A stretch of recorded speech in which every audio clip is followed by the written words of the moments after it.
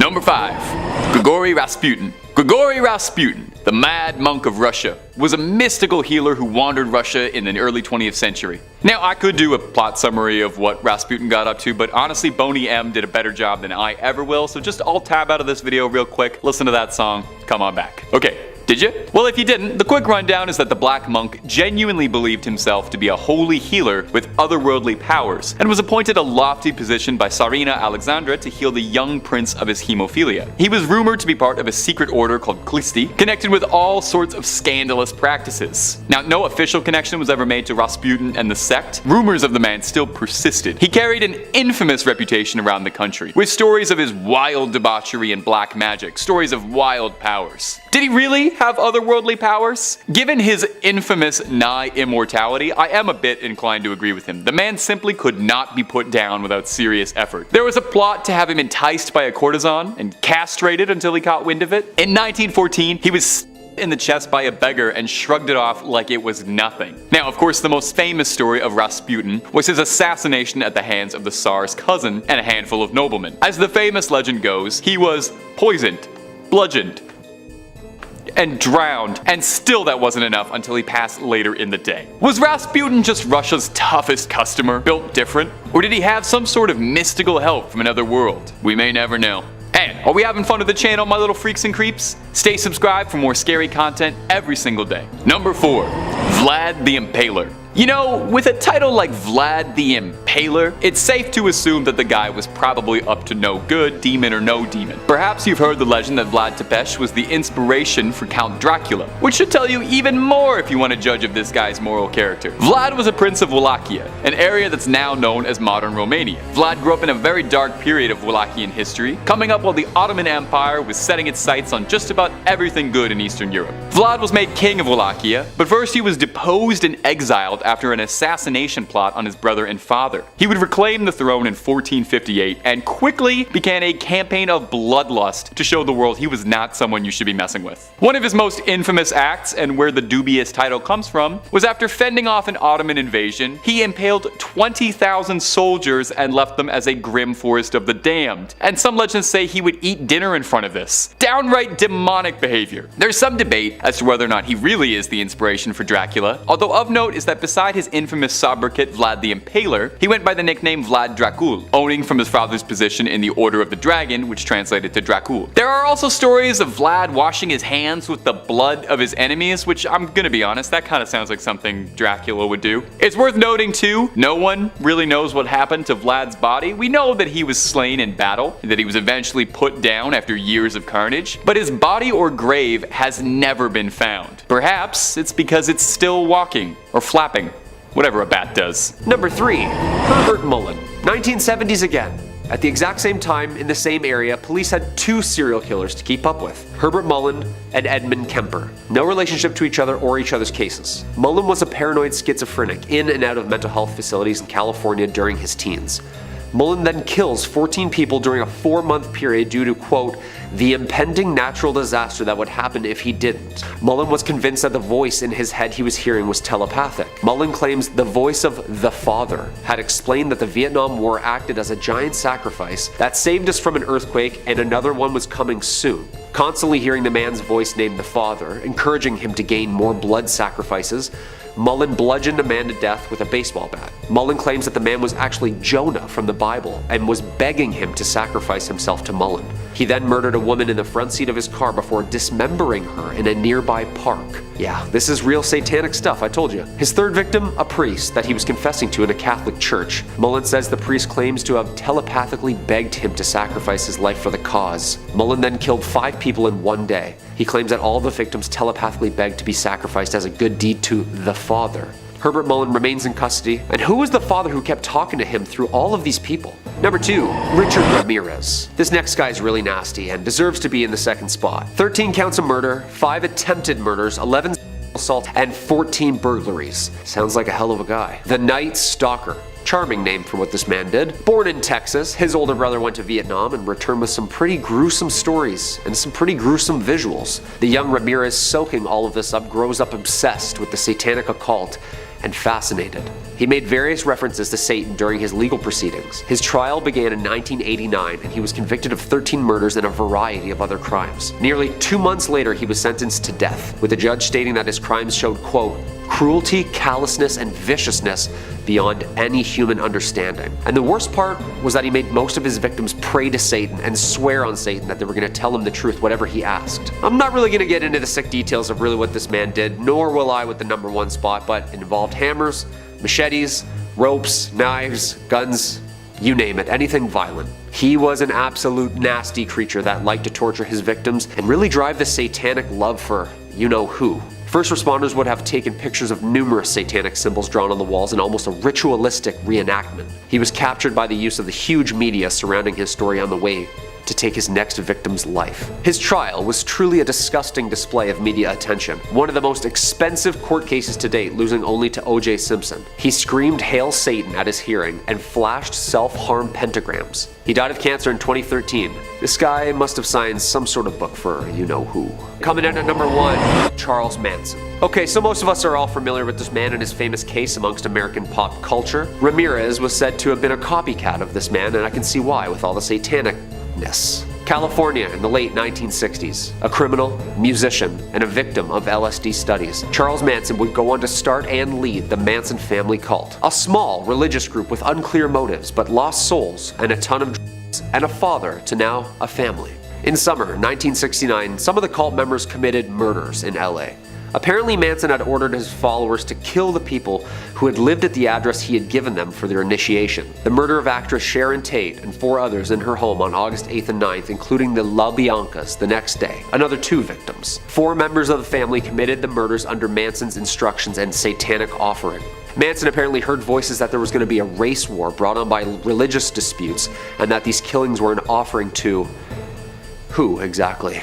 The famous helter-skelter message, incoherent scribbles, blood all over the walls. They were then to hide underground in, quote, the bottomless pit under Death Valley, which Manson knew the location of, but instead were caught on the run days later. Manson was sentenced to life in prison under the pretense that he was the one who targeted, planned, and brainwashed his, quote, piggies into committing. While in prison, Charles was diagnosed with schizophrenia and paranoid delusion disorders, seeing visions and hearing voices for more than half of his life. He died in prison in 2017. Yeah, I've seen what Tarantino did with his latest movie, and it's definitely a subtle PG-13 fiction version of what actually went down on that night. What do you guys think? Do you think Charles saw the devil? I think he actually was the devil. Number 5, the Servant Girl Annihilator. I can't believe I just said those words. The Servant Girl Annihilator. I can't believe that's the real name newspapers went with to call this guy. I know not everyone's gonna be able to get a nickname like Jack the Ripper, but you can't go around calling criminals stuff like the Servant Girl Annihilator. You're just gonna inflate their ego. You're making him sound like he's a Dark Souls boss, or he's gonna be jumping in the ring against Hulk Hogan and the Iron Sheik. Anyway, sorry, I had to get this out of the way before we could talk about it. I feel like we just had to address this name. We couldn't just look at that and move on. And you know the wildest part? He doesn't even have the craziest name on this list. Okay,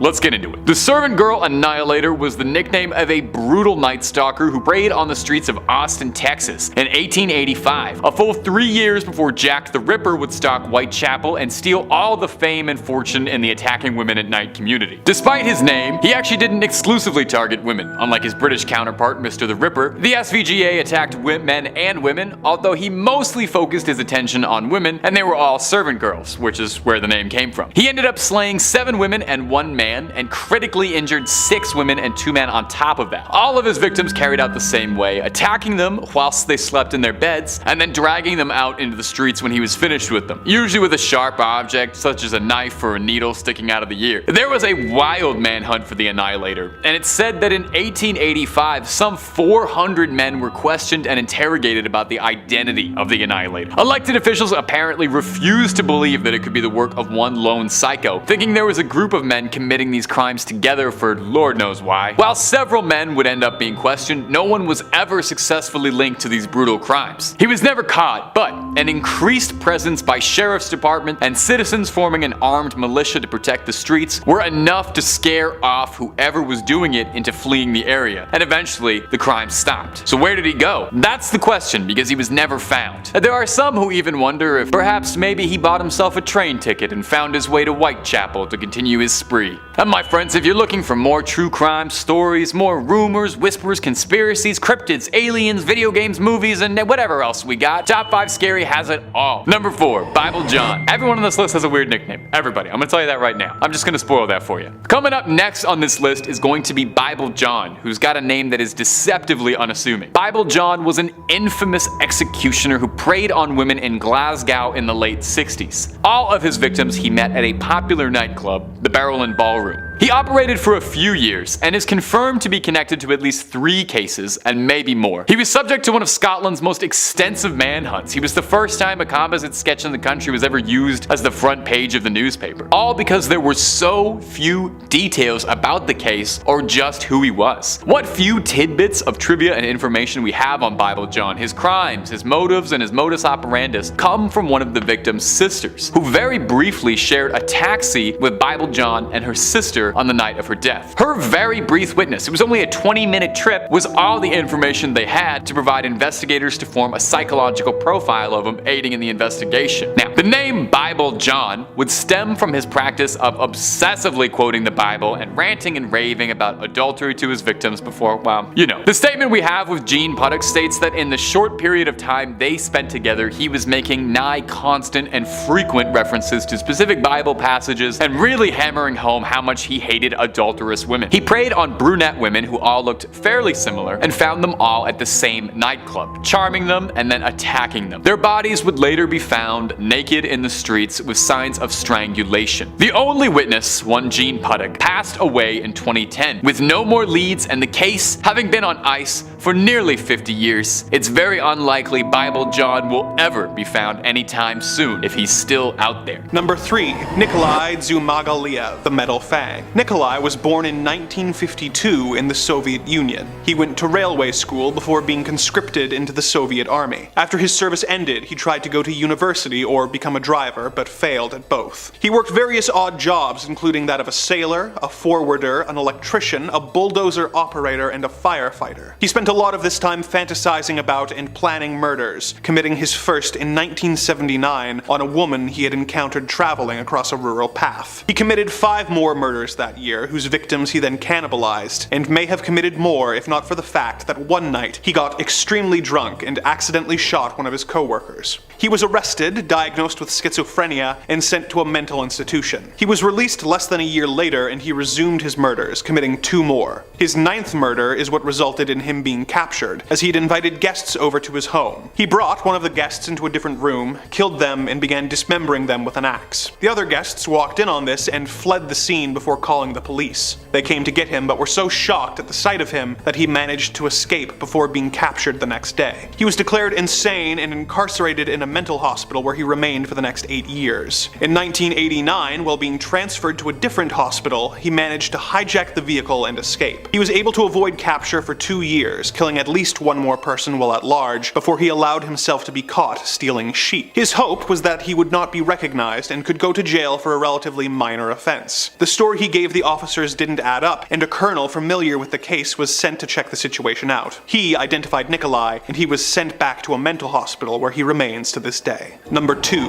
Ted Bundy. The most well-known of the monsters on this list, Ted Bundy was a cold-hearted murderer who would feign injury in order to get close to women and then attack them into unconsciousness in order to take them to a secondary location where he would take advantage of them before strangling them to death. He would often return to the bodies of the victims where he would subject the corpses to further indignities before decomposition made this impossible. He later confessed to 30 murders, but the authorities believe his real body count is likely extremely larger. In one of the first examples of computers being used to investigate serial killer crimes, authorities compiled all the information they had based on witness statements to come up with likely suspects, and the computer produced a list of 26 names, one of them Bundy's. At the same time, detectives made a list manually of their 100 best suspects. When Bundy's name appeared on of both lists, he became their #1 suspect. But word came out that he had already been arrested. A highway patrol officer had seen Bundy cruising a residential area and fleeing upon seeing the police car. When searched, they found a crowbar, handcuffs, a ski mask, rope, and an ice pick, among other suspicious items in Bundy's car. He was soon linked to and found guilty in a kidnapping case until the authorities gathered more evidence to charge him with the murders. In Utah State Prison, he attempted an escape and was placed in solitary confinement for several weeks before being transferred to Garfield County Jail. He was then taken to the Pitkin County Courthouse, where he chose to act as his own attorney. This allowed him to avoid having to wear handcuffs and shackles, and during a court recess he was allowed into the court library to research his case, where he snuck away from his guards and fled through the library window. He made his way to an Aspen hunting cabin, which he broke into and stole food and a rifle from. He became lost in the mountains and eventually found his way back to Aspen, where he stole a car but was soon apprehended by authorities.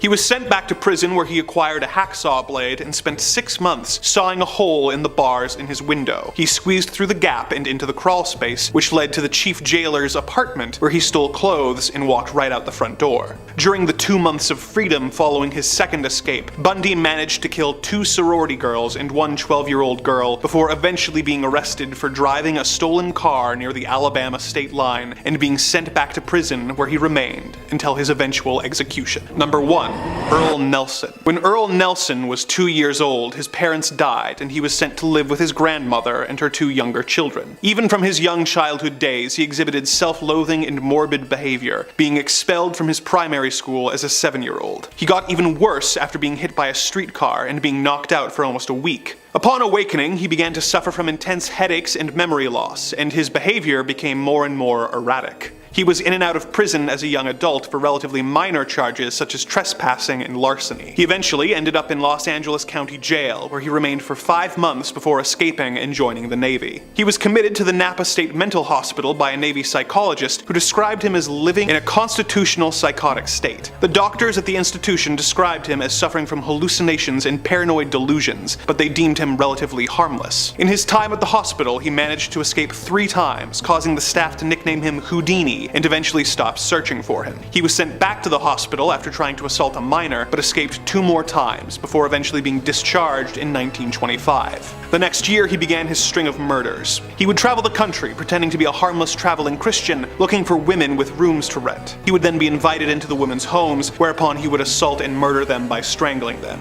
Not always in that order. A witness who saw him near the scene of the crime described him as a dark and stocky man with long arms and large hands, causing the newspapers to begin calling Earl Nelson the Gorilla Man, or the Dark Strangler. He managed to cross the country, killing at least 16 women, as well as 2 of their children, before making his way to Canada to avoid the growing manhunt. While in the country, he killed 2 more people before authorities were able to track him down and arrest him at a nearby train station. He escaped from the prison that very same night and boarded a train going south back into the States. The train happened to be carrying several members of the local police force, who recaptured him and took him back to prison. He was found guilty and sentenced to death. Although he tried to appeal this for reasons of insanity, he was hanged in Winnipeg in early 1928 at the age of 30 years old, after killing at least 23 people and having escaped incarceration on 7 separate occasions. Coming in at number 5, Michael Taylor. It's 1974, Yorkshire, England. Michael Taylor, age 31, father of 5 and husband to Christine Taylor. Michael was a well-mannered and caring father and husband. Michael, like anyone, became depressed from a back injury, left him short on work and seeming a little odd and off. After seeking religious advice and a one-on-one session at a local church, Michael started having outbursts and acting aggressively. Puzzled, he sought one-on-one sessions which turned ugly. After apparently changing form and attacking Marie, a young religious leader helping Taylor and unable to remember anything, Michael and the church agreed that an exorcism was necessary. Father Peter Vincent and Reverend Raymond Smith met at St. Thomas and started. It got so violent, he was tied to the church floor. After hours in the middle of the night, the two had managed to exorcise more than 40 demons out of Michael, in which appeared around them as they exited. Violence continued, leaving only 3 demons remaining for the next day. After returning home from the first session, Michael was found now only hours later, naked, in the middle of the street, covered head to toe in blood. Michael had returned home, to which then his wife and family dog lay dead as the police arrived in the AM. His wife, missing her eyes, tongue, and skin from the front of her skull. The dog, torn limb from limb and spread around the home. He was arrested soon after for the death of his wife Michael had this to say about his late wife in court, quote, "I am released. I am released. It is done. The evil in her has been destroyed." Yeah, that was definitely a vessel for him. He was acquitted on psychological conditions, and jury found that he met his breaking point during the exorcism that night. He was acquitted on insanity and remained in and out of facilities until he passed in 2013. Number 4, David Berkowitz.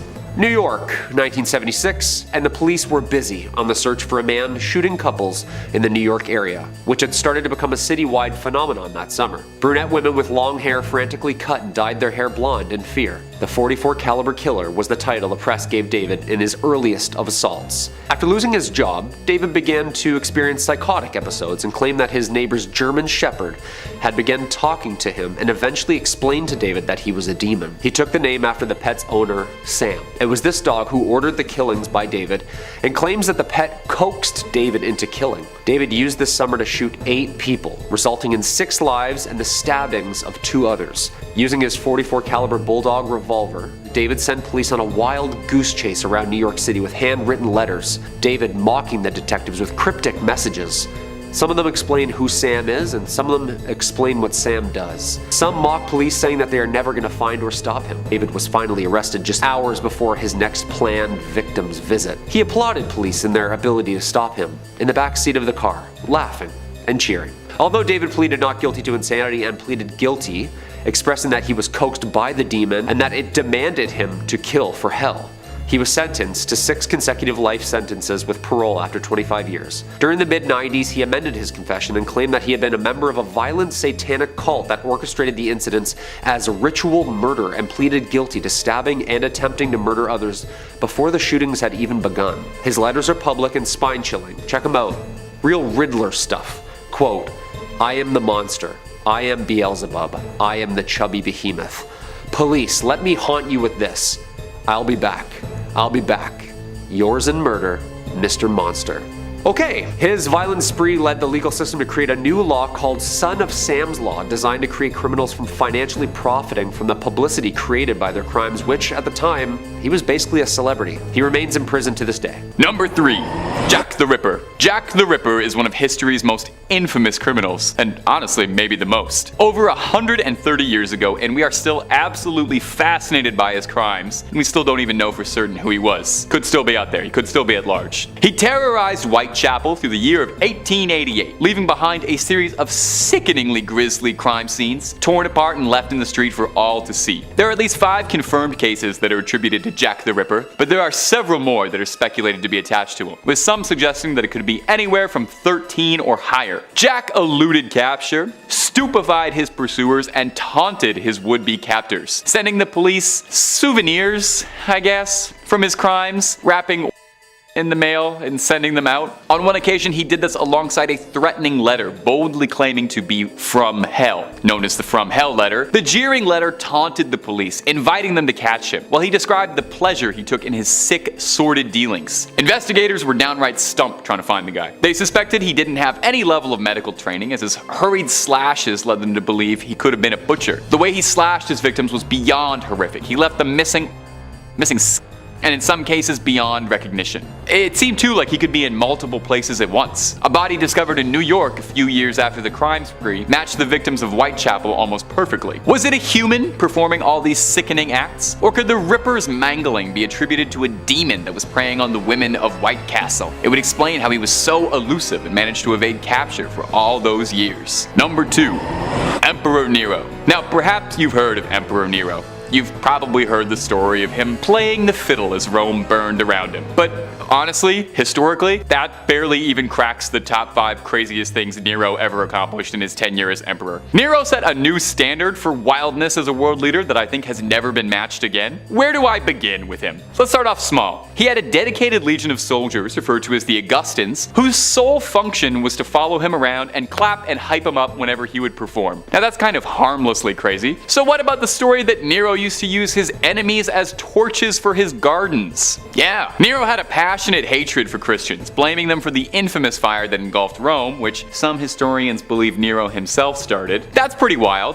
But what about the fact that Nero would dress himself in the skins of animals with his romantic partners? Or about how he orchestrated the deaths of his mother and brother? Nero ensured his own position as Emperor of Rome. Emperor Claudius married Nero's mother Agrippina, who then adopted Nero as his own son. When Agrippina poisoned Claudius, Nero took the throne, and then to ensure that he could keep that position on that lofty chair, he poisoned his stepbrother and would later poison his own mother to make sure no one could challenge him as emperor. He then enjoyed all the pleasures of Rome as much as he could. He depleted the treasury of Rome at one point solely to make a statue of himself in his own honor, the Colossus of Nero, to leave a lasting legacy. In the end, after years of insanity, Nero took his own life by ordering one of his own servants to stab him after being told he would be executed by the state as he was considered an enemy of Rome. He bemoaned what an artist the world was losing. Nero's proclivity for wild debauchery, outrageous pursuits of pleasure, intense wanton cruelty, and violence towards Christians led some people at the time to view Nero as the Antichrist himself. And to be honest, I get it. Number 1. Manson. Charles Manson. The most infamous cult leader in history. And he might very well be one of the most famous criminals of all time. Charles Manson had a hypnotic level of control over his devout followers, leading them to a dark crime spree that would claim the lives of 35 people. Now, Manson himself never raised a blade to anyone that we know of, but rather used his domineering charisma to orchestrate the slayings down to the littlest details. He had a grim vision of an apocalypse where he believed there was going to be a race war and that his family needed to prepare for this. And part of these preparations was bumping off key celebrities he had a list of. Manson had dominion over his followers, giving them sacrament every day when in reality he was just giving them illegal substances to keep them impressionable. He banned glasses, calendars, watches, clocks, and anything that would ground them to the real world and made them more malleable to his will. Now, Manson and his family are host to a number of conspiracy theories. There's a very popular one saying that Manson himself is a product of the CIA's MK Ultra brainwashing program, and this is why he was so effective at controlling other people, and that the whole Manson family cult was a CIA op to destabilize the hippie movement. But another very prevailing theory is that the Manson family were Satanists, and they were part of a nationwide cabal connected with other dark crimes around the same time, like the Son of Sam. Manson's obsession with evil, his dark dealings, and complete control over his subjects do make him seem a bit like a modern-day Lucifer. Could Manson have had a supernatural level of control over people? Number 5. Randy Greenawalt and Gary Tyson. As a 2-for-1 bonus for our viewers, our first entry on this list details the imprisonment, escape, and brutal rampage of 2 prisoners from the Florence State Prison in Arizona, USA. In 1974, Randy Greenawalt and his brother James were held on suspicion for the murder of a truck driver named Stanley Sandage. The brothers had shot the driver and taken his wallet before being arrested when they tried to purchase stereo equipment with the victim's credit card. The authorities realized that the killing was extremely similar to the death of another driver, Henry Weber, 4 days earlier. The 2 brothers were charged with the murders, but Randy was able to avoid the death penalty by testifying against his brother. He was sent to Florence State Prison where he met Gary Tyson. Tyson had attempted to escape several times and was serving a life sentence for stabbing a prison guard. The 2 men formed a plan together to try and escape with the help of Tyson's 3 sons, who showed up to visiting day with a concealed shotgun and helped the 2 prisoners to overpower the guards and escape, with plans of escaping to a ranch in Mexico. They quickly ran into trouble when their car blew a tire. A kind stranger driving with his wife, infant son, and teenage niece came across them and tried to see if they needed help. They were taken prisoner by the convicts and taken into the desert where they were shot and left for dead, while Greenawalt and the Tysons fled in the family's Mazda. They made contact with a woman Greenawalt had become pen pals with, who bought them a truck and ammunition, plans of making their way to an airplane that Gary had chartered for their escape. The police caught wind of this, and the gang was forced to try and make alternate arrangements. They made their way to Texas, where they killed a couple of newlyweds and took their car. Days later, they were met with a roadblock, which they ruthlessly barreled their way through, before being met with another one 6 miles down the road. The officers opened fire on the gang, hitting one of the Tyson sons who was was driving. The remaining two brothers in Greenewalt were captured, but Gary Tyson got away, although he was found dead in the desert 11 days later, having died a slow death of exposure to the elements. The brothers were sentenced to life in prison, and Gary was executed by lethal injection after spending 2 decades on death row. Number 4. Lyda Southard, the Black Widow. While not all marriages end well, and some can accurately be described as unmitigated disasters, few have ended as poorly as the various marriages of Lyda Southard. But, for all her faults, no one can say she didn't take the vow of till death do us part seriously. Lyda married her first husband, Robert Dooley, in the year 1912. For a while, it seemed a good match, with Dooley's brother Edward joining them on their ranch in Twin Falls, Idaho, and the couple having a daughter named Lorraine 2 years later. When she was a year old, Lorraine suddenly died, having apparently drunk tainted water from a dirty well. Tragedy struck again later that year when Edward died of food poisoning. 2 months after that, Robert died of typhoid fever, and Lyda was left the only surviving family member. Fortunately for her, she had taken out life insurance policies on each of her family members and had over $4,500 to try and start over after this tragedy. She soon married William G. McCaffell, becoming the stepmother to his 3-year-old daughter. When his daughter fell ill and died, the couple decided to move to Montana together, but within a year, William died of influenza, leaving poor Lyda a widow once again. Bad luck seemed to follow her wherever she went, with her next husbands, Harlan C. Lewis and Edward F. Meyer, both dying of sudden illnesses within 4 months of marrying Lyda. A relative of her first husband started to notice the pattern and had his family's corpses exhumed and examined, proving that all had died of arsenic poisoning. The other bodies showed the same results when tested, and Lyda was arrested before she had a chance to murder her 5th husband, Paul Southard, for the insurance money. She was sentenced to 10 years to life in the old Idaho State Penitentiary, where she remained as a model prisoner for the next 10 years. The guards eventually stopped watching her as closely as they should have, and in 1931 she managed to remove a bar from her prison window and use her bedsheets to construct a rope in order to escape. She remained at large for over a year until she was found in Topeka, Kansas, married to her 6th husband, Harry Whitlock. She was taken into custody for another 10 years before being released in 1941. She died of a heart attack in 1958, whereupon her 7th husband, Hal Shaw, likely breathed an unconscious sigh of relief. Number 3, the Doodler. Next time on this list is the Doodler. Like everybody else, don't let the goofy name fool you into thinking there is anything silly or funny about this guy. Now, this bizarre nickname would come about from his habit of drawing pictures of his victims before he would attack them. And I guess the drawer or the sketcher or the artist didn't quite roll off the tongue the same way that the Doodler did, and that's the name they went with. The exact body count of the Doodler is unknown, but police believe that it could be anywhere from 6 to 14 victims total in San Francisco, stretching from 1974 to 1975. Several men disappeared from the city's gay community, and more were injured. And part of what made him so hard to identify is that despite the city's historically very liberal and accepting view of the LGBTQ+ community, at the time, the larger mainstream whole community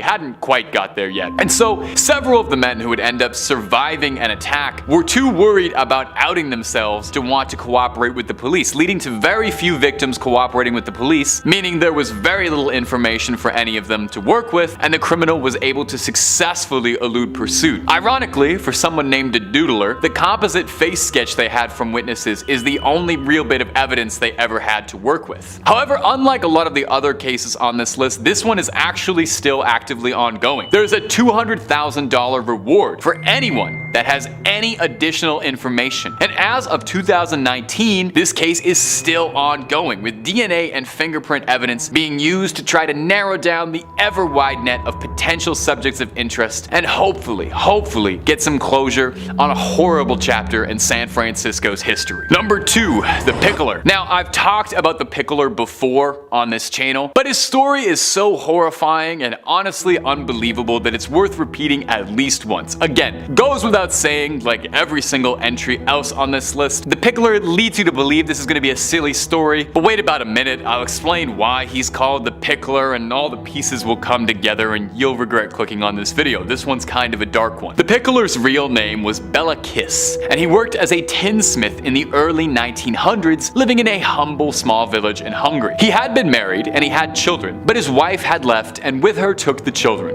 He moved in a housekeeper who served as his sole faithful companion. His housekeeper would note that he seemed to entertain a plethora of female guests and was never hurting for women's attention, although she didn't talk to any of the guests much. Outside of his women callers, Kiss was actually fairly isolated. He kept to himself mostly. He didn't interact with his neighbors much at all or the community as a whole, instead preferring to tend to himself and living quietly alone with his housekeeper and his big collection of metal drums. He had a stockpile of metal drums all over his property, and when people would ask about them, he said that he was stockpiling gas. In 1914, Kiss would be conscripted to serve with the Hungarian army and left behind his home to his noble housekeeper. While deployed, Hungarian soldiers were running low on resources, and when they needed gas, some soldiers on patrol saw fit to take from Kiss's collection all over his property. However, when they went to recover the gas, they were shocked to discover what the barrels actually contained. No gas to be found, but instead the bodies of several missing women floating in alcohol in an attempt to preserve or pickle their corpses.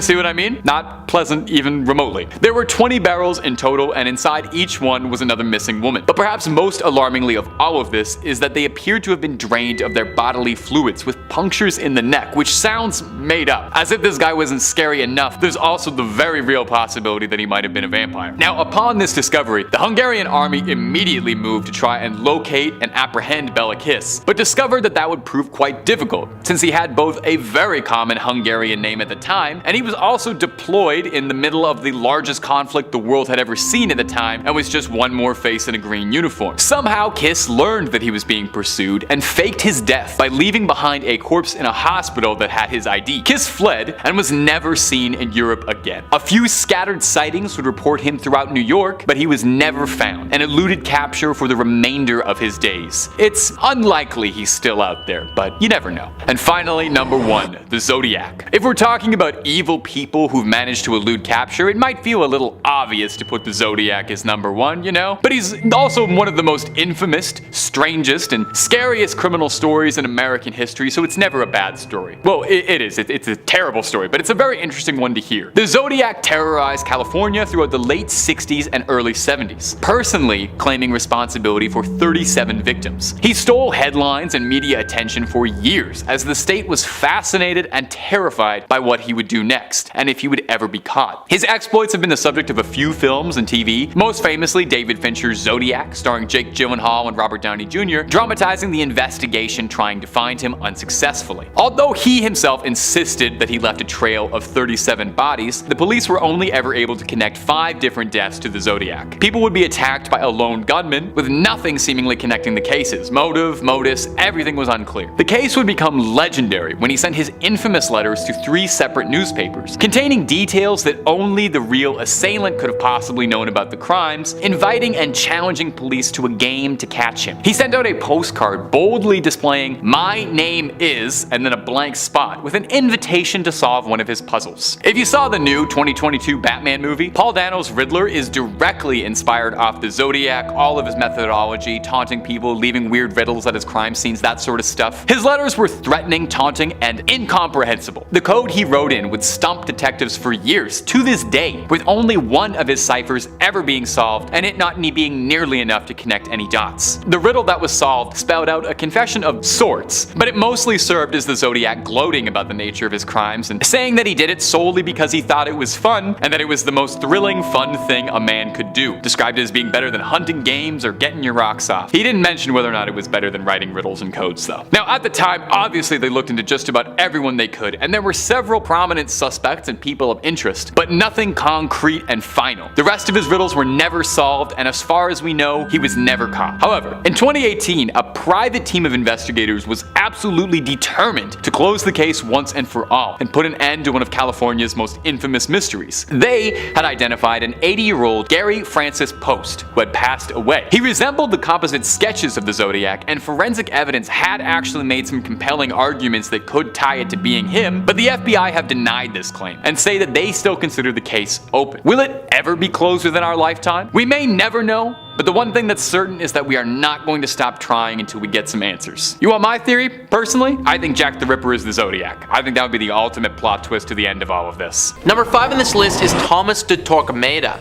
This is a name that is often forgotten. Thomas isn't often talked about in the same conversations as some of the other people on this list. He didn't kill as many people as some of the other people here, but don't think for a second he wasn't as evil. Had he the means to do so, he assuredly would have killed far more people than he did, and he still killed a ton. Next, Luxury writes, the first Grand Inquisitor Thomas de Torquemada was a religious zealot. Like many in Spain during the 14th century, he believed Catholicism was the one true religion and anyone who disagreed had to be punished. The Spanish Inquisition was established to help combat heresy, but actually helped solidify those in power who ruled through fear and violence. De Torquemada was one of the nastiest members of the Spanish Inquisition who used brutal torture methods to get confessions from prisoners. He was also responsible for burning thousands of non-believers at the stake. It wasn't even enough for you to convert to Catholicism, this guy would still come after you even if you did. If he thought you converted because of fear or some other reason he deemed unfit, then he'd force you to wear certain garments and torture you. Heretics would get waterboarded and then often killed afterwards. He saw to the expulsion of over 40,000 Jews from Spain as well. He kicked them out, only allowing them to leave with what they could carry, having to abandon their homes and their livelihoods. On top of this, he killed thousands of people too. This guy was absolutely messed up and would do anything in his power to keep Catholicism alive in Spain. I guarantee that if you lived in Spain during the 1500s, then this guy would definitely have been haunting your dreams. Number 4 on this list is Osama bin Laden. I think we all know this name, and I wouldn't be shocked if some of you have already been haunted in your dreams by it. Next Luxury writes, unlike many of the other evil people on this list, Osama bin Laden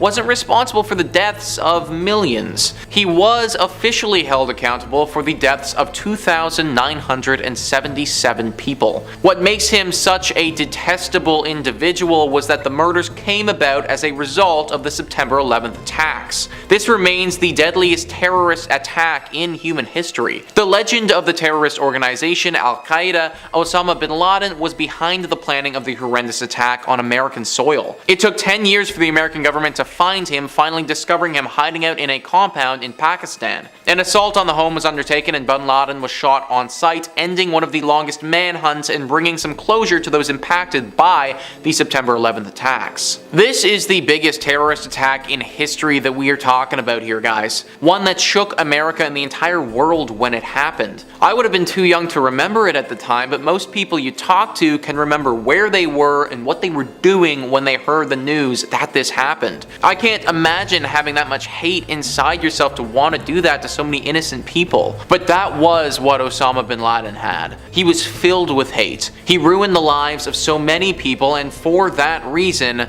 he has to make this list. Number 3, D.B. Cooper. Now our next entry, I would hesitate to call him as evil as the rest of some of these crooks, you know? Sure, he hijacked a plane, sure he held the entire plane hostage, and sure he stole $200,000 from the government, but that doesn't mean he's a bad guy. D.B. Cooper's case is one of contemporary crime legends, as all that I just described sounds like he would be FBI public enemy number 1, right? Like they'd be working round the clock to bust this guy, they'd have him within the week. He slipped through authorities' fingers, and to date, D.B. Cooper was never caught. We don't know if that was even his real name or just an epithet he was using for the plane. We don't know anything really too concrete about him. Depending on what your definition of success is, D.B. Cooper could possibly be considered one of the most successful criminals of all time. To get into the nitty-gritty of the details, on November 24th, 1971, a man using the possible alias Dan Cooper boarded a flight to Seattle, and almost as soon as it took off, he passed a note to a flight attendant indicating that he had a with him, and that he demanded that when the plane landed, he trade the passengers on the flight for $200,000 and 2 parachutes. That's a smart man. He didn't want to waste any of that money on parachutes. The note said that if anything funny happened, he would blow the plane up. They complied out of fear, and upon landing, he was given the money by local authorities. Cooper then seized the plane one more time, holding the flight crew hostage with plans to fly to Mexico City. But midway through the flight, Cooper pulled a little point break and jumped out of the plane with all the money with him. And that would be the last last time anyone would have ever seen DB Cooper. The FBI chased him for years to no avail. Nothing was ever found, no body ever recovered, no suspect ever caught out of a laundry list of people of interest. Some of the bills were recovered, but that's the only piece of evidence. Now, my absolute favorite theory about DB Cooper, and it's kinda out there, is that he's legendary cinema director Tommy Wiseau, and that this is where his fortune came from, as the man is shrouded in mystery regarding where his seemingly limitless supply of money comes from and its mysterious origins. Is it completely ridiculous and has no basis in reality? Yes, but it's also hilarious. Now, as for any more likely suspects for Cooper, there were a couple of Special Forces veterans who lined up with physical descriptions who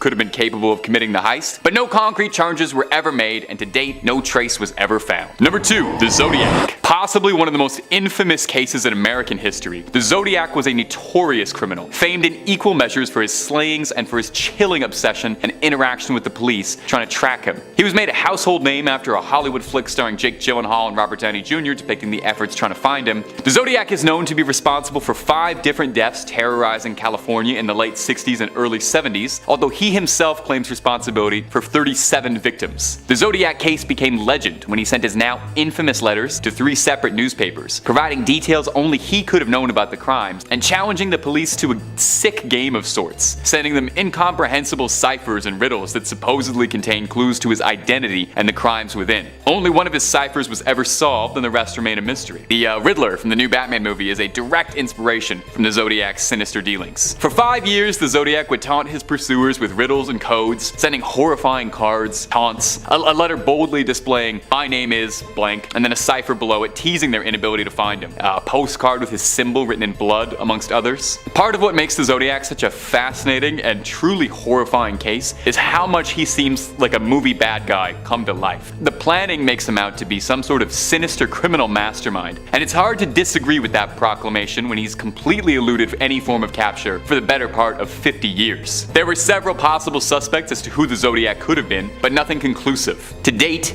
people are still trying to find the answer, hoping something new might come up to put that nightmare to rest. And number 1, Jack the Ripper. If you want to talk about evil that's got some staying power, it's hard to top Whitechapel's most infamous resident ever. 134 years avoiding capture, which means he could still be out there. The 18th century Night Stalker has held an almost supernatural-like grip over public interest since we first ever heard about the case, surrounding the brutal 5 slayings we know about, who knows how many more. Preying on women and using the cover of the night, Jack eluded, stupefied, and taunted the streets of London, leaving a disgusting trail of blood and gore in his wake, leaving victims looking like the aftermath of a butcher's. He seemed to take a sickening glee in his violent delights, mocking his would-be pursuers, sending the police threatening letters and even organs from his crimes. Jack is an almost modern mythical boogeyman, appearing across hundreds upon hundreds of works of fiction, TV shows, movies, video games, you name it. Assassin's Creed even tried to say he was part of the Order. That's a little out there. There are some folk who offer that Jack the Ripper is the progenitor to all true crime fascination, which honestly kind of makes sense.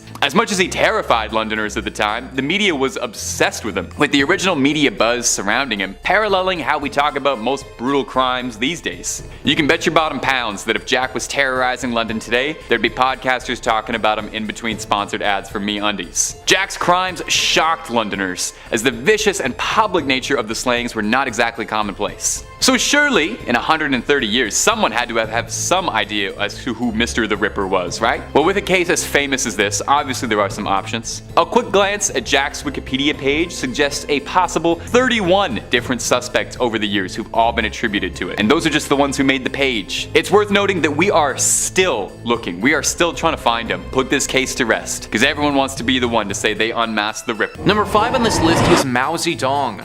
Mao Zedong wanted China to become a superpower, but how he went about it wasn't the best. Loss of life to Mao Zedong really wasn't of much importance to him as long as the end goal was achieved. The BBC writes, Mao and other communist leaders set out to reshape Chinese society. Industry came under state ownership and China's farmers began to be organized into collectives. All opposition was ruthlessly suppressed. The Chinese initially received significant help from the Soviet Union, but relations soon began to cool. In 1958, in an attempt to introduce a more Chinese form of communism, Mao launched the Great Leap Forward. This aimed at mass mobilization of labor to improve agricultural and industrial production. The result instead was a massive decline in agricultural output, which together with poor harvests led to famine and the death of millions. The policy was abandoned and Mao's position weakened. In an attempt to reassert his authority, Mao launched the Cultural Revolution in 1966, aiming to purge the country of impure elements and revive the revolutionary spirit. 1.5 million people died and much of the country's cultural heritage was destroyed. In September 1967, with many cities on the verge of anarchy, Mao sent in the army to restore order. It was in this great leap forward that Mao's rule cost the lives of millions. He wanted to change China into an industrialized nation and implemented tons of unproven agricultural methods. This dropped the food output significantly and led to the Great Chinese Famine. This famine is largely regarded as the deadliest man-made disaster in human history, so yeah, it was pretty bad. Unlike others on this list, Mao for the most part wasn't infatuated with the deaths of citizens. It was just a byproduct of his incompetency and horrible rule. Granted, we can't let him off too easily because he also didn't care that much to change his way of thinking. During his reign of power, it's estimated that 40 to 70 million Chinese civilians died through forced labor, executions, or famine. Number 4 on this list is Nero. We're throwing it way back with this one and going to the year 37 AD. That's when Nero was born and he lived until 68 AD. Only just over 30 years of life, but he did enough during that time to earn himself a spot on this list. Wikipedia writes, most Roman sources offer overwhelmingly negative assessments of his personality and reign. The historian Tacitus claims the Roman people thought him compulsive and corrupt. Suetonius tells that many Romans believed that the Great Fire of Rome was instigated by Nero to clear land for his planned Golden House. Tacitus claims that Nero seized Christians as scapegoats for the fire and had them burned alive, seemingly motivated not by public justice but by personal cruelty. This personal cruelty of his is widely documented and nobody was safe from it. One would think that your own mother would be on the do not kill list, but apparently not for Nero. To rid himself of any potential outside influences, he had his own mother murdered. He's said to have stabbed, burned, boiled, impaled people for his own personal pleasure. Couple this with the fact that he's said to have burned down entire cities while people are still inside of them, and you get a horrible tyrannical dictator who I'm sad to report actually did exist. Number 3 on this list is Bernard Giles. Bernard Giles is currently serving several life imprisonments for killing 5 between September and November of 1973. He was only 21 years old when he committed these crimes and had a wife and a child at the time. He would get in his vehicle and drive around on highways looking for young women who needed a lift. These hitchhikers would get into his car, and before they knew what was happening, Bernard would strike. In the clip that I'm about to show you, Bernard is far older. A lot of years have passed since he's been imprisoned, but here he tries to recount his first killings. That day that you went out, when you did kill for the first time, was that a morning when you woke up and you were with your wife and daughter and you just, something hit you and you went, No. today may be the day? Every day may be the day. Every day? Every day may be the day. So there are multiple things about that clip which makes it one of the most chilling to me. I think what really gets me though is how he talks about every day being the possible day. Literally at any point, without warning, these serial killers could snap and then go on a rampage.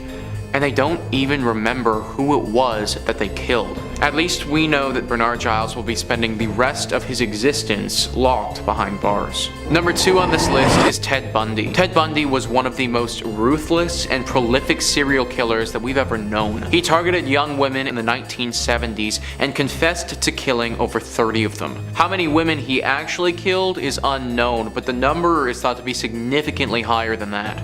He engaged in all types of sick and sadistic stuff, things that I can't get too deep into on YouTube because they were just simply that bad. A member of his own defense team even came out and said, Ted was the very definition of heartless evil. Whenever your defense team is coming out and saying that, you know that there's no redeeming you. Bundy died back in 1989 by means of state-sanctioned electrocution. Before he was executed though, Ted Bundy had one final interview. This interview took place in the evening of the day prior to him being executed. Watching this man who killed so many people and knowing that he's going to be executed the following day, there's just this cloud of darkness just that hangs over the whole interview. Ted Bundy described what it was like to kill someone by saying, "I want you to understand what happened. It was like coming out of some kind of horrible trance or dream. I can only liken it to being possessed by something so awful and alien, and then the next morning wake up from it, remember what happened, and realize that basically in the eyes of the law, and certainly in the eyes of God, you're responsible." Now everybody, he may sound almost remorseful in that little excerpt, but do not be fooled. This was a man who had intercourse with the dead bodies of the people he killed. There was truly not an ounce of good in this man at all. Number 1 on this list is Manuel Vela. The crimes committed by Manuel Vela actually happened not too long ago, which makes this whole story that much more scary. Manuel was a 28-year-old man who only a few years ago killed his girlfriend, who was 39 weeks pregnant with his child. Like guys, we are talking about just some of the most sick and twisted stuff ever. After he was finally apprehended, an interview took place. In that interview, he says that the only reason he was with his girlfriend all this time was to eventually kill her, and he had told her this time and time again. Why did you stay with her? Oh, to kill her. So that was your only purpose this whole time? Yes, yeah, kill her. And you made it pretty clear to her that that was your whole purpose as well? Yeah. Told everybody, hey, I'm gonna kill you, right? I'm telling him to kill her. So apparently this guy had been telling her about this for years and was planning it this whole time. This is just some insane stuff that is honestly hard to break down. I have no idea how anyone could get to this place or what would cause something like this. Manuel Vela ended up taking his own life in January 2017. Number 5, Robert Fisher. Robert Fisher was a man living in Arizona with his wife and 2 children, living quietly. He had worked as a surgical technician and had previously attempted to become a Navy SEAL. He was an avid outdoorsman, an expert hunter, angler, and camper, and found himself frustrated that his children didn't quite share this love of the outdoors with him. Fisher did all he could to present himself as an all-American, white picket fence, nuclear family man, but the truth was far more complicated than that. A child of divorce, Fisher had intense issues regarding separation. He and his wife fought constantly over everything, and reports from friends say that he was cruel, controlling, and manipulative to her during their marriage, refusing to let her decorate the house how she wanted, berating her constantly, and so forth. As well, he didn't socialize much outside of his family and was described as a loner. In late 2001, his wife Mary Fisher had had enough, and after nearly 20 years of marriage, was planning on filing for a divorce. On April 9th, 2001, neighbors would overhear a loud argument from the Fisher property. Later that night, the property would explode, burst into flames. Firefighters found inside the property the bodies of Mary Fisher alongside the Fisher son and daughter. Mary had been and the other victims slashed. Robert Fisher himself was not recovered at the site. Robert was thought to have set off the explosion in his own home intentionally as a way of burying his evidence and his tracks, and is thought to have fled entirely, hoping to begin again under a new identity. The thought process from police being, he was terrified of Mary leaving him and afraid of repeating the childhood trauma of his mother's divorce. He saw fit to end the lives of his family rather than put them through that experience. Now, friends of Fisher had noted that there had actually been a pattern of worrying behavior before this. Allegedly, on one hunting trip after successfully bagging an elk, Fisher took the blood from the exit wound and smeared it all over his face. Another occasion describes him sneaking up on a family at a picnic to scare them by firing off shotgun rounds into the air, or an altercation in which he fatally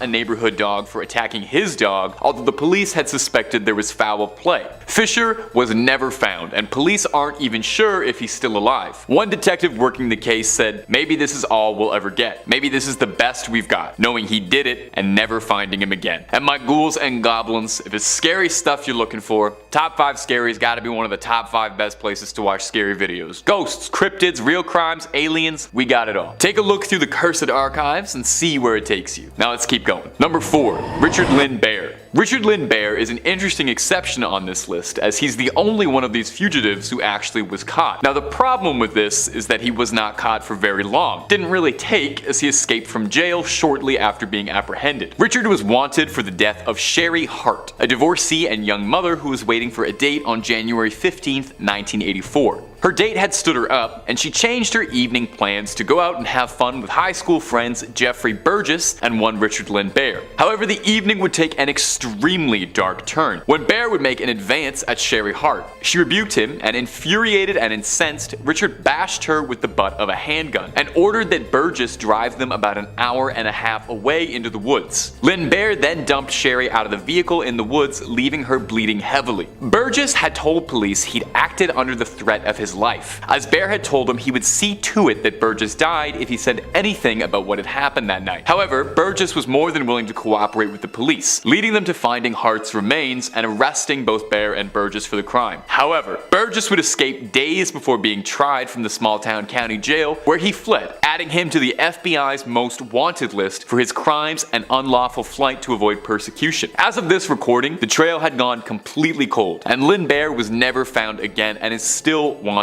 Burgess passed away at the age of 46, having spent most of his life in and out of prison on various unrelated charges. Number 3. Ted Bundy. Ted Bundy has fascinated people for years, due in large part to how well he was able to disguise himself and make himself appear normal. But underneath his carefully put together persona was one of the darkest, most truly vile criminals the United States had ever seen. Unlike most serial offenders, Bundy not only kept up appearances, but was well groomed, charming, charismatic, and had a very compelling way with words, able to manipulate people scarily efficiently. He came from a happy family, a good Christian household, and didn't seem to fit the usual bill for these sort of criminals. The last interview ever conducted with him highlights a lot of these traits. He appears very soft-spoken, speaking quietly and almost soothingly to the camera, doing his best to garner sympathy from the audience and the interviewer. He attempts to blame a lot of his violence, darkness, and misdeeds on an addiction to lewd content. When he's describing it, he almost sounds like a man trying to talk about kicking caffeine, saying, "Oh, I think I'd be a lot better without it." Not just for him, but for lots of other people. When he says that phrase, he pauses a bit and gives a dark, knowing look to the interviewer. He's even joking around a bit, playfully. He comes across as very intelligent, answering all of the questions thoughtfully, but everything about it just seems terrifying, especially knowing the grisly nature of the things he did. But it feels like you're listening to a mask talk. It helps you understand how he was able to commit so much of what he did the way you hear him talk. When asked directly if he thinks he deserves his punishment, he answers eloquently, saying he's afraid to die, but he feels that he deserves to be punished to the most extreme extent of the law, and that society will be better off without dangers like him. It is a frigid look into the mind of someone so twisted. Number 2. Dahmer. Jeffrey Dahmer is infamous. The name immediately evokes horrible emotions. Perhaps you've seen one of the many movies based on his twisted crimes, but the truth is always scarier. In 1994, Jeffrey Dahmer would give his last interview before his final sentencing, speaking to Stone Phillips, a former NBC anchor. The interview featured his father Lionel present, who Dahmer did not share a close relationship with. Now, the entire extended segment is harrowing. Dahmer is completely cold and calculating the entire time, speaking dryly with almost no emotion to anything he's saying. It's as fascinating as it is horrifying to hear him talk, to be honest. He remembers everything very clearly, and he describes it plainly, matter-of-fact, extremely sterilely. But there is a hint of remorse, almost regret over what he's done, but it is impossible to tell truly if it's genuine sincerity or if it's all just a carefully manipulated act to appear sympathetic. Perhaps the most disturbing insight into Dahmer's brain is when he tells the reporter that he found the violent acts of his crimes distasteful, and said that it was all just a means to an end of his ultimate goal, which was having complete physical domination over someone else. He describes his crimes as not something I enjoyed doing, and then proceeds to explain his sinister desire to create living zombies by putting acid in brains, leaving people docile and helpless. Dahmer was known as well to keep trophies of his victims, calling into question if any of these statements rang true. He reiterates that he just wanted someone to keep under his complete control, a slave to his will. And number 1. Charles Manson.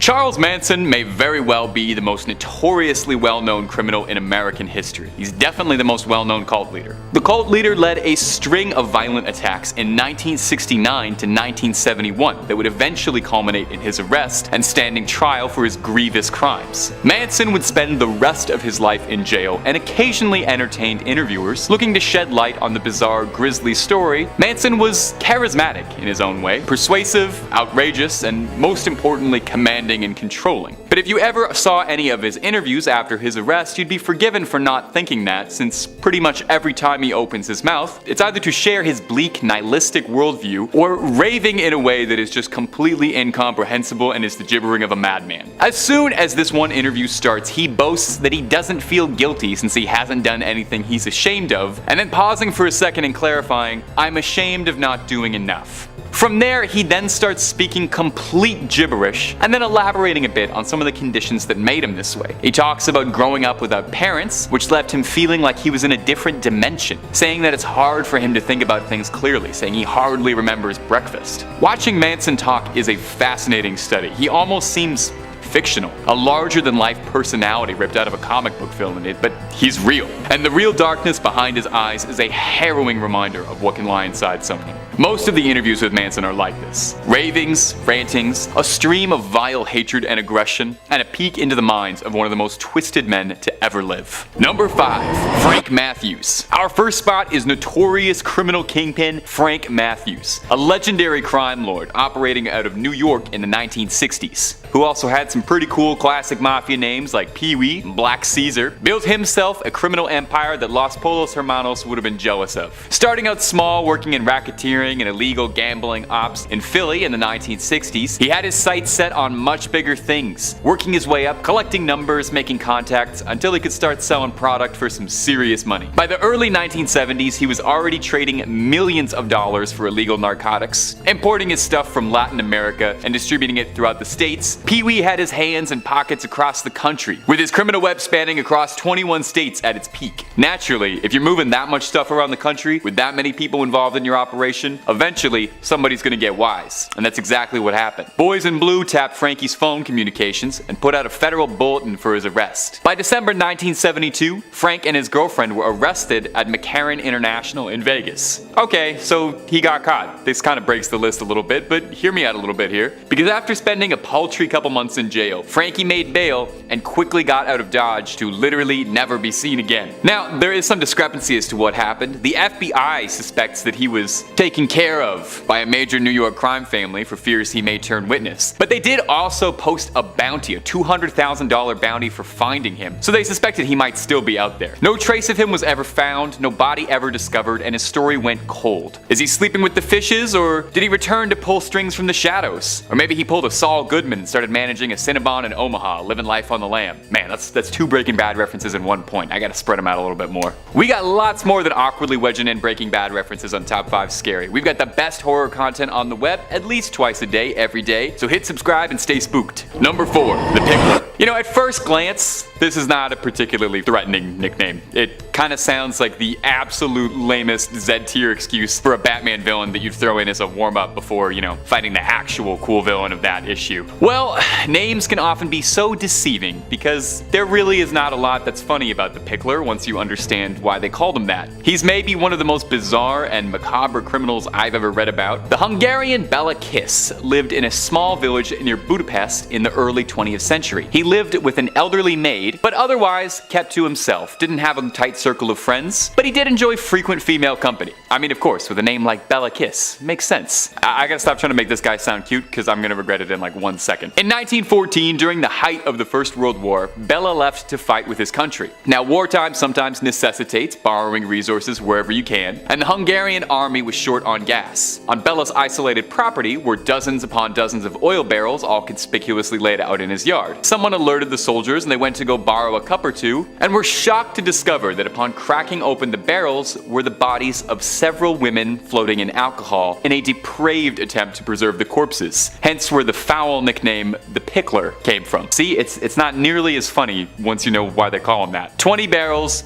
20 missing women. That's somehow not even the scariest, craziest part of this whole story. The women had punctures in their necks and were drained of blood, which sounds completely made up that this guy might also have been a vampire. Now, the Hungarian army moved to seize Bella immediately, but tracking him proved rather difficult, as he had a fairly common name and was also, he was in a war. Somehow, Bella was alerted that police had discovered his operation, and he left a corpse posing as himself in a military hospital and fled, never to be found again. Reported sightings popped up for a few years here and there. Allegedly, he moved to New York to begin a new life, but Bella eluded capture for the rest of his life. Unless he really was a vampire and is still out there, but I don't even want to entertain that possibility. Number 3 on this list is Idi Amin. Idi Amin was a horrible individual who was brutal in every sense of the word. He overthrew the government in Uganda in 1971 and was in power there until 1979, when he was finally ousted. During his time in power, he showed the world just how horrifically evil he was. History.com says, once in power, Amin began mass executions upon the Akoli and Lango Christian tribes that had been loyal to Obote and therefore perceived as a threat. He also began terrorizing the general public through the various internal security forces he organized, such as the State Research Bureau and Public Safety Unity, whose main purpose was to eliminate those who opposed his regime. In 1972, Amin expelled Uganda's Asian population, which numbered between 50 and 70,000, resulting in a collapse of the economy as manufacturing, agriculture, and commerce came to a screeching halt without the appropriate resources to support them. Throughout his oppressive rule, Amin was estimated to have been responsible for the deaths of roughly 300,000 civilians. One of the worst parts about all of this is that he never had to pay for these heinous acts. After he was ousted in 1979, he fled to Saudi Arabia and just lived out the rest of his life there under protection. He lived comfortably there after having caused so much pain and death just years prior. He lived like this for decades until he finally died in 2003 from natural causes. Idi Amin doesn't get nearly as much media coverage as he should. The atrocities that took place in Uganda during the 70s need to be talked about more and must be acknowledged. Millions of people during that time would have been living in total fear of this man. I think it's fair to assume he probably still haunts the dreams of those who had to live through this terrible trauma. Number 2 on this list is Joseph Stalin. Stalin is another one of those guys who just has to be on this list. His name is synonymous with evil and hatred and death. Next Luxury says, much like Hitler, Joseph Stalin was loved by his supporters and hated by everyone else. The dictator governed the Soviet Union from 1922 until his death in 1953. His communist identity was influenced by Marxism-Leninism, resulting in his own idea known as Stalinism. Throughout his rule, millions died, particularly during the famine of 1932 and 1933, thanks to his disruption of the economy. Stalin was also responsible for the Great Purge, where a further 1 million were imprisoned and around 700,000 executed. To this day, Stalin supporters revere him as a champion of the working class, looking past the ethnic cleansing and mass executions that happened during his time in power. Stalin's horrifying exploits are often overlooked because just a little further down the line, you do have the whole Adolf Hitler thing. Stalin was right up there though as being just as brutal. The way he treated the Ukrainian people was absolutely horrific. He starved them for the sake of starving them. We cannot have another one of these individuals in our world ever again. We barely made it out the first time that we had one. And finally, number 1 on this list is Adolf Hitler. I mean, you knew that he had to be here, guys. I feel like it would be wrong, honestly, to not include him on this list. Adolf Hitler is pretty much the unanimous selection when it comes to the most evil individual to ever walk the face of the earth. No single person inflicted as much terror on the world like Hitler did. Next Luxury says, the German dictator was responsible for the deaths of over 6 million Jews and other minorities during the Holocaust. This alone puts him at the top of the most evil people in history. The leader of the Nazi Party, Adolf Hitler, was evil to his core. The Führer of Nazi Germany quickly rose to power during the 1930s. He led with a combination of fear and anti-Semitism policies that resonated with Germans after the loss of World War I. Once in total control, Hitler initiated World War II, where he invaded Poland. For 6 years, he and his armies ravaged Europe, with Adolf Hitler indirectly responsible for the deaths of over 50 million people. He was an evil person who died like a coward after himself in his bunker on April 30th, 1945. There was just so much evil that filled this man. I cannot imagine how it must have been inside his brain.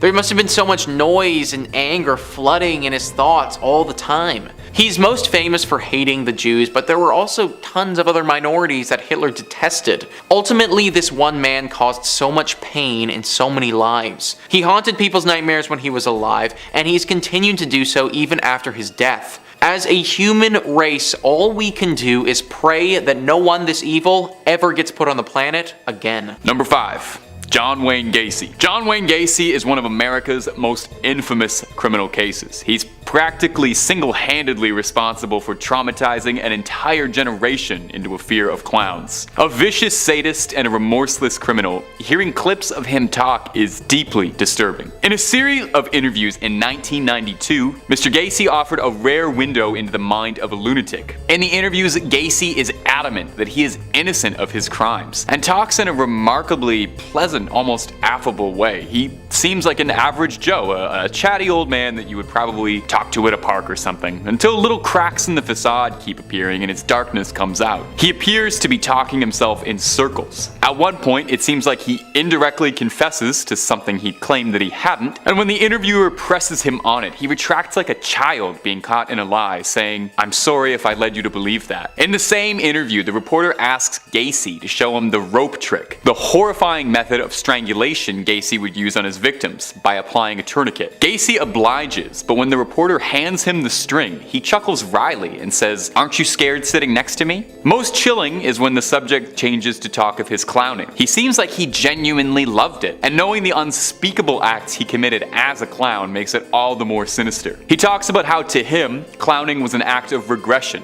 It allowed him to explore his inner child within. Deeply, deeply unsettling. Perhaps most upsetting, though, is hearing Gacy talk about his anger towards his victim's family, saying they're overreacting. And you realize everything about the persona you've seen in the interviews is all just an act, just more makeup. My ghouls and goblins, if you're enjoying what we do on the channel and you want to hear more true crime stories, then subscribe to Top 5 Scared. We've got stuff coming every day. Number 4. The Night Stalker. Richard Ramirez terrorized Los Angeles for 14 months between 1984 and 1985. But perhaps you know him better under the sobriquet The Night Stalker. Maybe you saw the Netflix documentary that came out a bit recently. He was named that due to his propensity to seek into people's houses undetected and then carry out his sickening crimes. Eventually, he was caught after a facial sketch made newspaper front pages, leading to him being apprehended by an angry mob and arrested. He didn't see many interviews or too much direct media attention, but one that was filmed prior to his final sentencing showcases his twisted nature and the utter remorselessness of someone who was called the Night Stalker. While being asked about the nature of his crimes and the horrific dealings of them, Ramirez appears amused, smiling, almost holding back laughter. When asked outright about his motives, he smirks as if he's holding in a secret. It gets worse when he starts to wax poetic and philosophize about human nature. He chuckles a bit when asked if he thinks of himself as evil and says, "We're all evil." He insists that what he did is no different than what governments do on a large scale. He claims, saying he is merely a product of his time and that he was living in bloodthirsty times. Every word hangs in the air uncomfortably. He denies to answer if he feels emotions. He says he gave up on the feeling of love and happiness long before his crime spree started. But everything he says seems very fake and self-serving. The interviewer even notes this, saying, "You do a very good job reading off the script, Richard." There's an appearance of gloating as he talks as well. He expresses that he felt he would be crushed by his own desires if he didn't act on them. And when asked if he's afraid, he says he doesn't care what happens to him, and he never did. Truly sombering. Number 3 on this list is Pol Pot. Wikipedia writes, Pol Pot was a Cambodian revolutionary and politician who governed Cambodia as Prime Minister of Democratic Kampuchea between 1976 and 1979. Ideologically a Marxist-Leninist and a Khmer nationalist, he was a leading member of Cambodia's communist movement, the Khmer Rouge, from 1963 until 1997, and served as the General Secretary of the Communist Party of Kampuchea from 1963 to 1981. Under his administration, Cambodia was converted into a one-party communist state and went through the events of the Cambodian genocide. The Cambodian genocide is something that we don't learn about enough in history class. This genocide claimed the lives of at least 1.5 million Cambodian civilians from 1975 to 1979. 1.5 million is already a ridiculously large number, but it should also be noted that in 1975, this would have accounted for roughly a quarter of the entire country. Pol Pot and the party that he led during this time wanted to turn Cambodia into an agrarian socialist republic. At the time, Mao Zedong was in charge of China, and Pol Pot went to him for advice on how to make this a reality. To do this, he emptied out cities and forced people into labor camps where they were either executed or simply worked to death. Disease and malnutrition was also rampant in these camps, and the quality of life was horrible. Money was abolished, and everybody was forced to wear the exact same black clothing, stripping people of any sense of their individuality. This truly was a horrible time in Cambodian history and saw so many atrocities committed countrywide. It finally ended when the Vietnamese invaded Cambodia in 1979 and Pol Pot's government fell. He lived for roughly another 20 years though, finally dying in 1998. Number 2 on this list is Joseph Stalin. Eckhard Merota writes, Joseph Stalin was dictator of the Soviet Union from 1922 till his death in 1953. As a young man, he was a robber and an assassin. For almost 30 years, he reigned with terror and violence in the Soviet Union. His decisions led to a famine that killed millions. Forget enemies, he even killed families of people who were fond of him. Under his rule, more than 1.5 million German women were assaulted, and in all, he easily killed over 20 million people. He once said, "One death is a tragedy, a million deaths is simply a statistic."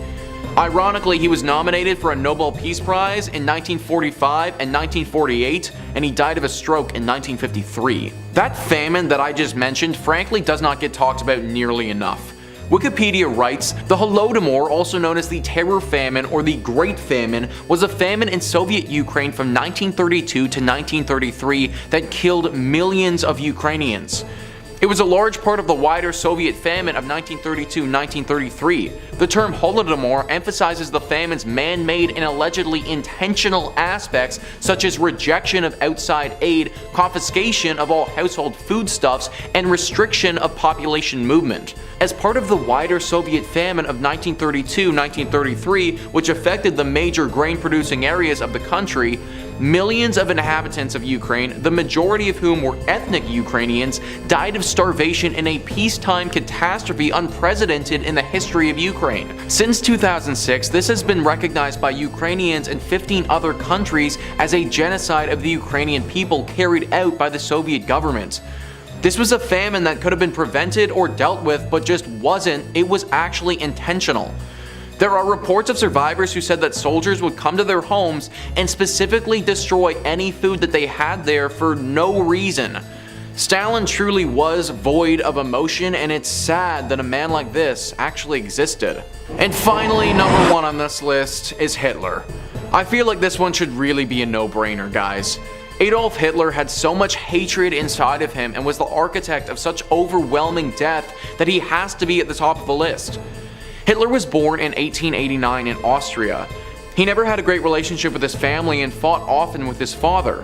When he was younger, Hitler wanted to become an artist and would try and make a living by painting watercolors. Living off of being an artist is hard no matter how you try and do it, but it didn't help that public opinion of Hitler's work wasn't the best. Things changed for him though when World War I rolled around. He fought in this war from 1916 to 1918 and was actually awarded several medals for his service during this time. Experts say that World War I was a stark turning point for Hitler in his life, and this started him down the path that would later ruin so many lives. The Holocaust Encyclopedia writes, Adolf Hitler was the undisputed leader of the National Socialist German Workers' Party since 1921. In 1923, he was arrested and imprisoned for trying to overthrow the German government. His trial brought him fame and followers. He used the subsequent jail time to dictate his political ideas in a book, Mein Kampf. Hitler's ideological goals included territorial expansion, consolidation of a racially pure state, and elimination of the European Jews and other perceived enemies of Germany. These goals were thankfully never achieved, but Hitler certainly did try. Over 6 million Jews were killed during the Holocaust, Hitler's sick and infamous genocide. and roughly 70 to 85 million people died in total during World War II as a whole. Nobody can say for sure that there wouldn't have been a Second World War if Hitler wasn't around, but it's clear that he played an extremely instrumental role in making it happen, which in turn caused so much suffering for the entire planet. A sick and evil man at his core, and somebody that the world could have used without. Number 5 on this list is Edward Edwards. Edward Edwards, for those who don't know, was an American serial killer who did most of his killing from 1977 to 1996. He has 5 confirmed kills to his name, however he's suspected of several additional murders that were never solved. Edward always had an affinity to crime.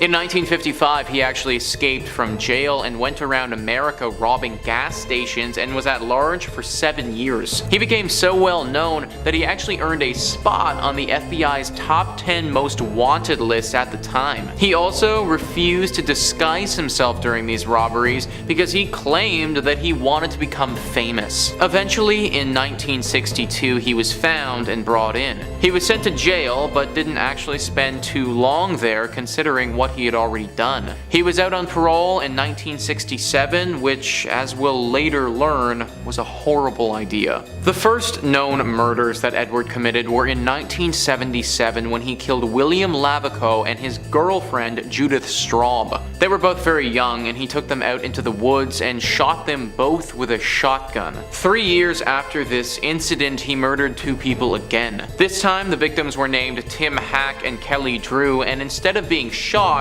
they were stabbed and strangled. Then in 1996 was his last confirmed murder, that of Danny Law Glockner. This was actually Edward's foster son, and he admitted to killing him for the life insurance policy of $250,000. In an interview, Edward very matter-of-factly owns up to killing Danny and shows zero remorse at all. He goes on to say that he was a schemer, and he'd always been a schemer and was looking for a way to earn a quick buck. He said that he had planned this thing for over a year and had been preparing everything for that long. In the interview, he very carefully lays out everything that happened and does it in a manner that it seems as if he's almost boasting about it. He even talks about how he took his head and threw it into a forest a year later after animals had bitten it off, and he doesn't even blink.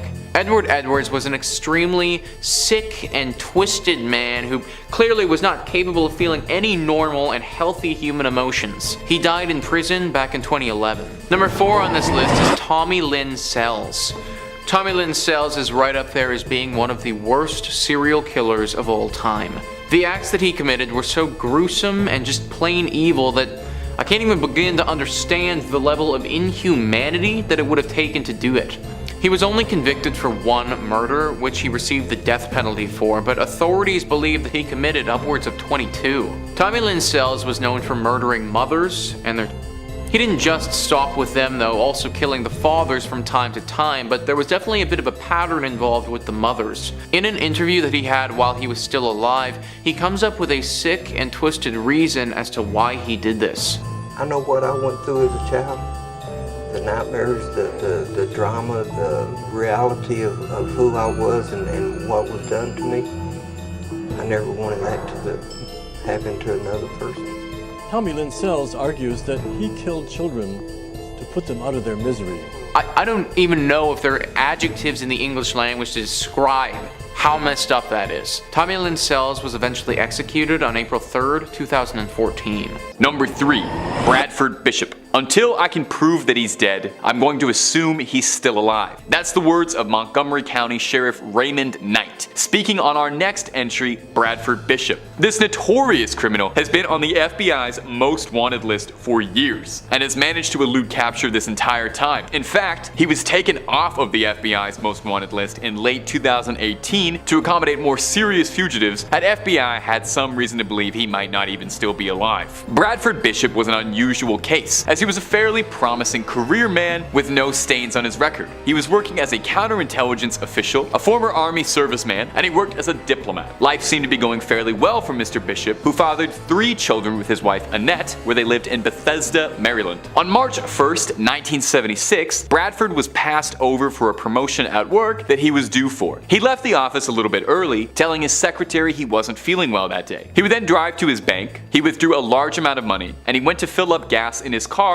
and then to a hardware store to purchase a shovel, pitchfork, and a sledgehammer. Bradford would then return home and ended the lives of his family members one by one. He would carry their bodies into the trunk of his car, where he drove them deep into the swamp nearly 300 miles away, where he buried and lit the bodies ablaze in a shallow grave, burning the remains of his once happy family. There would be a few sightings of Bradford afterwards. He was last seen buying tennis shoes with an unknown woman and a dog March 2nd. On March 18th, his car was discovered by police at an isolated campground all the way over in Tennessee. The contents of the car were unnerving. A blood-soaked blanket, a shotgun, an axe, and the well for the spare tire was soaked in blood. A jury indicted Bradford, and that was the last time any evidence of the case ever emerged. Now, since then, there have been numerous unproven sightings, sporadically appearing throughout Europe mostly, but nothing that has contributed to an arrest. If Bradford Bishop is still alive, he is 86 and has still evaded capture. Number 2, the Freeway Phantom. The Freeway Phantom was the self-given nickname of a serial criminal around Washington, D.C. who has never been identified. He first made himself known in the early 1970s, seemingly taking a page out of the Zodiac's coded puzzling handbook. The Freeway Phantom taunted the police with cryptic messages and puzzles teasing his capture. 18-year-old Brenda Denise Woodard was found dead in November 1971 with a note inside one of her coat pockets. The note read out as follows: "This is tantamount to my insensitivity to people, especially women. I will admit the others when you catch me if you can. Signed, the Freeway Phantom." The name happened to catch on. There are few criminals who offer to write their own monikers, but clearly the Freeway Phantom had a brand in mind. Over the course of a 17-month period, 6 similarly aged young black women were found all along the highway, all missing their shoes and all showing visible signs of trauma. Police had been working on what they thought had been promising leads, including an investigation into 2 former police officers who were being convicted of a separate crime. However, none of these investigations ever turned up anything concrete, leading the FBI to take charge of the case in 1974. However, it was around this time that the trail started to go cold, and no more deaths following the Freeway Phantom's MO appeared, luckily. Although tragically for the victims' families, no justice would ever be found either. The investigation is still active in some aspects in Washington, D.C., although given that it's been 5 decades since the first victim was found, it's hard to think that any serious progress might be made on this case. Perhaps the identity of the Freeway Phantom will never come to light, but at the very least, it seems as if the brutal series of crimes had stopped. Number 1. The vending machine. When you were younger, did you ever hear about the urban legend of someone putting poison in candy, or someone putting a razor blade inside of a chocolate or an apple or something and giving it out to trick-or-treaters? Probably have. I mean, I've even talked about it before in a previous video on urban legends. It's the kind of story that you'd hear on a playground and it would scare you and stick with you for life. You tell yourself that kind of thing only happens in the movies, and no one in their right mind would ever go around poisoning unsuspecting people. But that's perhaps because you've never heard of this case. The case of the mysterious vending machine criminal in Japan. This wave started in April of 1985. People around Western Japan, primarily in Tokyo, were dying under mysterious circumstances. The first victim died shortly after purchasing 2 bottles of a popular Japanese soda, Orinamen C. In the next coming weeks, there were 35 cases of mysterious poisonings, all tracked back to Orinamen C purchased at vending machines. At the time of the crime spree, the company producing Orinamen C had been running a promotion where their vending machines would give out a second bottle of the product after purchasing one, and the criminal took advantage of this fact, lacing bottles of the soft drink with a powerful poison, and he placed them inside or on top of the vending machines to deceive consumers into believing that they'd been a winner of the promotion and they got that extra second bottle. Shortly after, police issued citywide warnings across all vending machines to inspect each drink carefully to see if the seal on the bottle cap had been tampered. Of these 35 cases, 12 of them were fatal, making the Orinamen C tampering the deadliest product tampering case in history. Police had absolutely zero leads, and the nature of the crime made it incredibly difficult to track down, as the bottles had been dispersed seemingly randomly across western Japan. As well, there did not appear to be any greater motive, no intentional victims. There was nothing to link them together, as the victims that had all been afflicted had been completely random. Police had suggested, though, that they think the suspect was a single agent acting alone, who had meticulously planned the crime. A psychologist suggested possibly that the crime was carried out as a response to Japan's orderly and aggressive work culture, and that this was a lashing out by hurting unsuspecting people that the victim would never have to face. They would get a sense of rush and control, but never have to directly deal with the consequences. Whoever was behind the Orinamen Sea tampering spree was never caught. There were cases across Tokyo afterwards police suspected might have been copycats, but no leads and no arrests were ever made.